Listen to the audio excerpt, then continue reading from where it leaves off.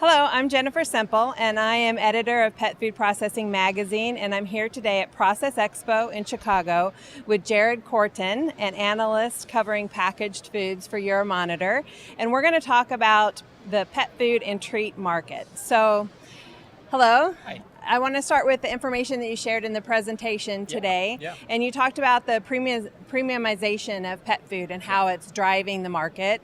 So can you talk a little bit about that and about what trends you're seeing that are driving the pet food market? Yeah, so premiumization continues to sort of move forward in the marketplace. A lot of the traditional forms of premiumization, like all-natural pet food or grain-free pet food, have really become sort of table stakes in the industry. Right? Most premium brands have those claims. So we're seeing manufacturers branch out and experiment with other types of premium offerings. A lot of functional ingredients coming into play, talking about elements like probiotics for digestive health, glucosamine for joint health, omegas, moving into the marketplace and offering more functionality for pets. Also, the rise of raw food has really come into the market, taking that sort of meat-first ancestral diet recipe and processing it in a way that's sort of more natural to that ancestral diet for pets, and keeping it those sort of raw formulations has become a major trend as well. And even organic, I think. We're starting to see the arrival of more organic food recipes in the marketplace. Consumers are obviously very interested in organic packaged food for their own diets,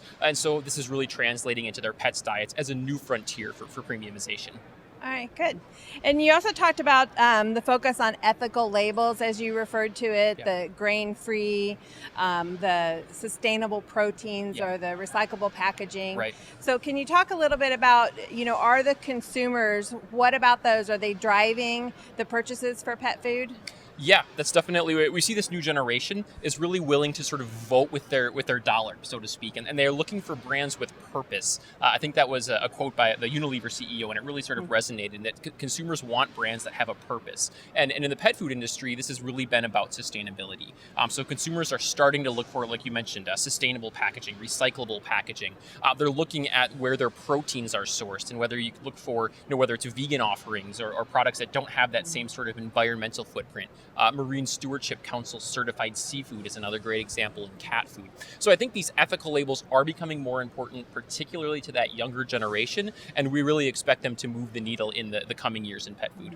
Speaking about younger generations, you talked about the millennials and that they want both premium and value. Right.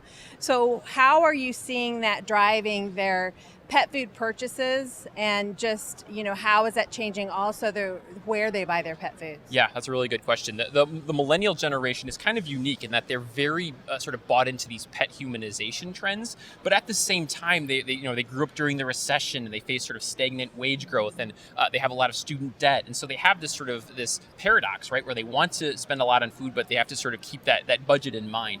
And so we're seeing the rise of premium private labels, right, private label foods that have a lot of these features, all natural, grain-free, fortified with these various elements, but are sold under a store brand or a private label. And that offers significant value to the consumer. Also, we see this sort of mass premium trend where premium brands like Blue Buffalo or Nutro are launching into retailers like Target and sort of the mass grocery space to reach a wider demographic with sort of these sort of mass premium offerings. And even e-commerce. The rise of online in pet food has been phenomenal, just the tremendous growth we've seen, and that creates an opportunity for pet owners to compare prices, find the sort of the best price point for them, and get that value out of that premium purchase.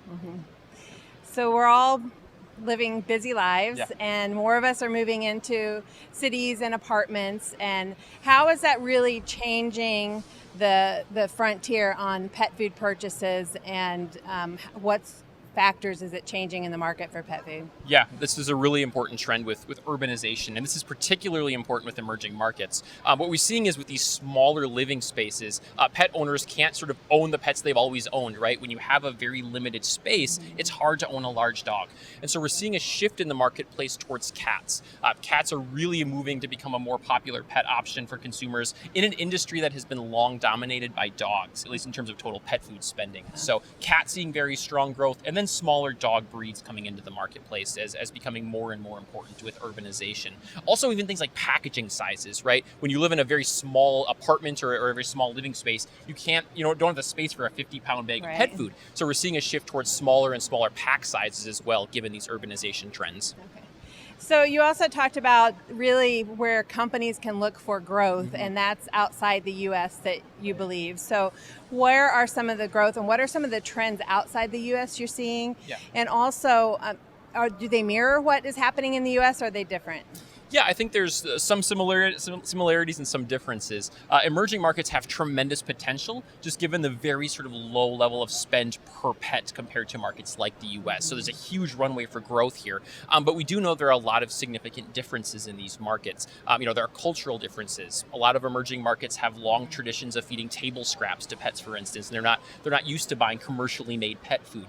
So that's one potential obstacle to the industry. Even things like trading up from a dry pet food to a wet food or to treats offer significant runway for premiumization because dry food has always dominated the market in a way that we haven't seen at all in the US or in Western Europe. So a lot of these emerging markets face very acute urbanization patterns, smaller living spaces like we just talked about, and then some of these other cultural factors that I think offer some challenges but also tremendous opportunities for the pet food industry moving forward.